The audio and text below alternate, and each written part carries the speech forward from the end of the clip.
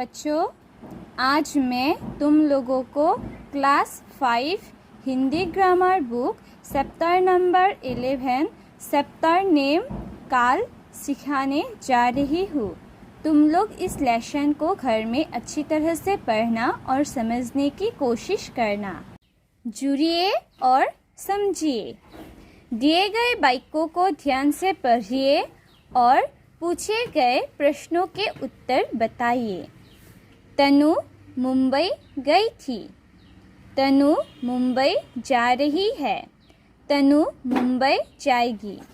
तो बच्चों, यहाँ पर तुम लोगों को कुछ वाक्य दिए गए हैं। इन वाक्यों को ध्यान से पढ़ने को कहा गया है और साथ में प्रश्नों के उत्तर भी बताने को तुम लोगों को कहा गया है। तो बच्चों, पहले वाक्य में क्रिया कब हुई? तो यहाँ पर क्रिया कब हुई? गई थी एक क्या है? क्रिया शब्द है। तो गई थी का मतलब क्या? बीता हुआ समय है ना, गई थी। तनु मुंबई जा रही है। दूसरे वाक्य में कब हो रही है? जा रही है क्या हुआ? क्रिया है ना, क्रिया शब्द है, जा रही है। जा रही है का मतलब क्या है? वर्तमान काल का बोध हो रहा है ना। तीसरे वाक्य में देखो, तीसरे वाक्य में कब होगी? तो कब होगी?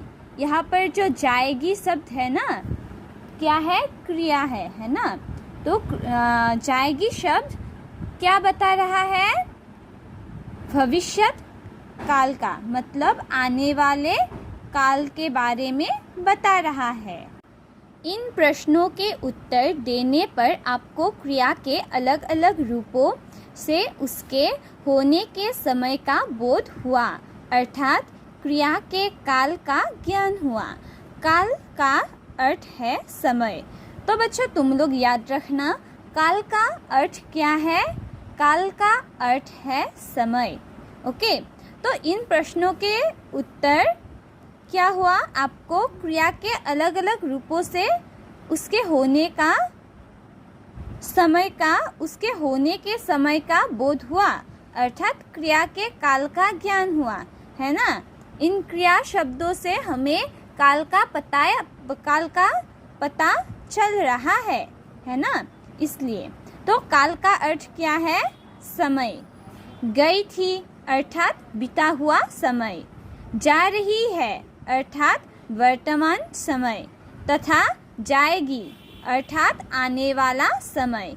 इस प्रकार क्रिया के जिस रूप से उसके होने के समय का बोध हो उसे काल कहते हैं। तो काल किसे कहते हैं? क्रिया के जिस रूप से उसके होने के समय का बोध हो उसे काल कहते हैं। काल के बदलने पर क्रिया का रूप भी बदल जाता है। जैसे मनोज गिलास में पानी भर रहा था। बीता हुआ समय। था से हम लोगों को क्या पता चलता है? बीता हुआ समय। मनोज गिलास में पानी भर रहा है। वर्तमान समय। है से हम लोगों को क्या पता चलता है? वर्तमान समय के बारे में। मनोज गिलास में पानी भर देगा।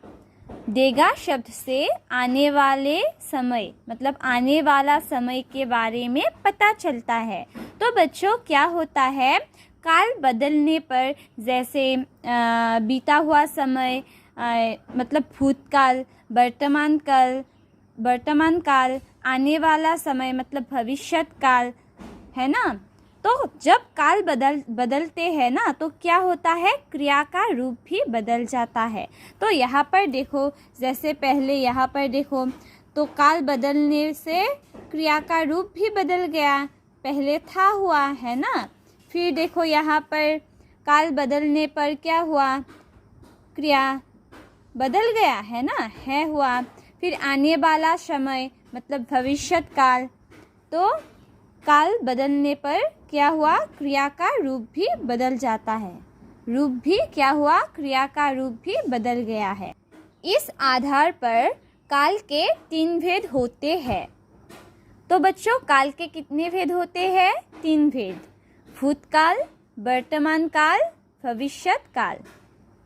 तो अब हम सीखेंगे भूतकाल किसे कहते हैं। ठीक है, भूतकाल। भूत का मतलब क्या है? बीता हुआ।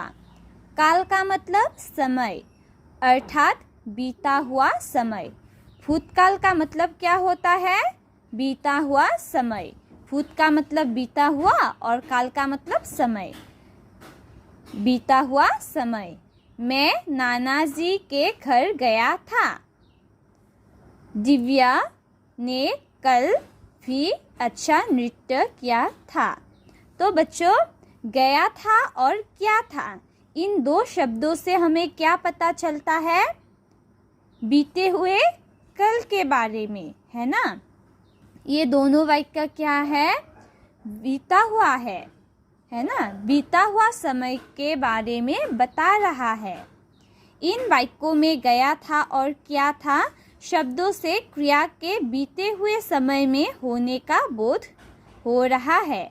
इस प्रकार क्रिया के जिस रूप से उसके बीते हुए समय में होने का बोध हो उसे भूतकाल कहते हैं। तो बच्चों, भूतकाल किसे कहते हैं? क्रिया के जिस रूप से, अर्थात क्रिया शब्द से हमें जब पता चलता है ना बीते हुए समय के बारे में, उसे भूतकाल कहते हैं। तो क्रिया के जिस रूप से उसके बीते हुए समय के बारे में बोध होता हो ना, उसे भूतकाल कहते हैं। अब बच्चों यहाँ पर देखो, वर्तमान काल। वर्तमान अर्थात चल रहा समय। तो बच्चों, वर्तमान का मतलब क्या होता है? चल रहा है, अर्थात जो चल रहा है। ठीक है, हम पढ़ रहे हैं। तो ये दो बच्चे क्या कर रहे हैं? दोनों बच्चे पढ़ रहे हैं। गरिमा सो रही है। तो गरिमा क्या कर रही है? सो रही है ना। पढ़ रहे हैं और सो रही है, इन दोनों वाक्य में ये रंगीन शब्दों से हमें क्या पता चलता है? वर्तमान चल रहा है समय के बारे में हम लोगों को पता चल रहा है। इन वाक्यों में पढ़ रहे हैं और सो रही है शब्दों से क्रिया के चल रहे समय में होने का बोध हो रहा है। तो बच्चों, इन दोनों वाक्यों में जो रंगीन शब्द है ना, इन दोनों शब्दों से हमें क्या पता चलता है? क्रिया के जो चल रहे हैं ना समय, उसके बारे में हम लोगों को पता चल रहा है ना। इस प्रकार क्रिया के जिस रूप से उसके वर्तमान समय में होने का बोध हो उसे वर्तमान काल कहते हैं। तो बच्चों, वर्तमान काल किसे कहते हैं? क्रिया के जिस रूप से उसके वर्तमान समय में होने का बोध हो उसे वर्तमान काल कहते हैं। भविष्यत काल। भविष्यत अर्थात आने वाला समय। भविष्यत का मतलब क्या है? आने वाला समय, जो अभी तक आया नहीं है, आने वाला है। थोड़ी देर में पत्र लिखूंगी। रिया अपना जन्मदिन मनाएगी। तो बच्चों, लिखूंगी, मनाएगी, ये दो शब्द क्या है? इन दोनों वाक्य में ये दो शब्दों से हमें क्या पता चलता है? भविष्यत मतलब आने वाला समय के बारे में पता चलता है ना। इन वाक्यों में लिखूंगी तथा मनाएगी शब्दों से क्रिया के आने वाले समय में होने का बोध हो रहा है। इस प्रकार क्रिया के जिस रूप से उसके आने वाले समय में होने का बोध हो उसे भविष्यत काल कहते हैं। तो बच्चों, भविष्यत काल किसे कहते हैं? जो अभी तक आया नहीं है, आने वाला है।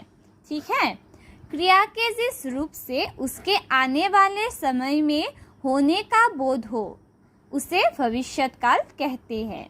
अब बच्चों, विशेष में देखो, जो क्रियाएं आप सदा करते हैं अथवा होती है वे वर्तमान काल के अंतर्गत आती है। जैसे, तो बच्चों क्या होता है? जो क्रियाएं आप सदा करते हैं अथवा होती है, वे वर्तमान काल के अंतर्गत में आती है। जैसे सूर्य पूर्व दिशा से उदय होता है। विद्यार्थी प्रतिदिन स्कूल जाते हैं। आकाश में तारे टिमटिमाते हैं। सत्य की जीत होती है। तो बच्चों, इन वाक्यों में यह वाक्य क्या है? सदा वर्तमान काल के अंतर्गत में आते हैं। काल को उसकी क्रिया के रूप से पहचाना जा सकता है। तो काल को उसकी क्रिया के रूप से पहचाना जा सकता है। इन तीनों कालों के भेद भी होते हैं, जिन्हें आप अगली कक्षाओं में पढ़ेंगे।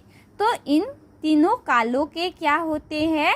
भेद भी होते हैं, जिन्हें तुम लोग अगली कक्षा में पढ़ोगे। ठीक है।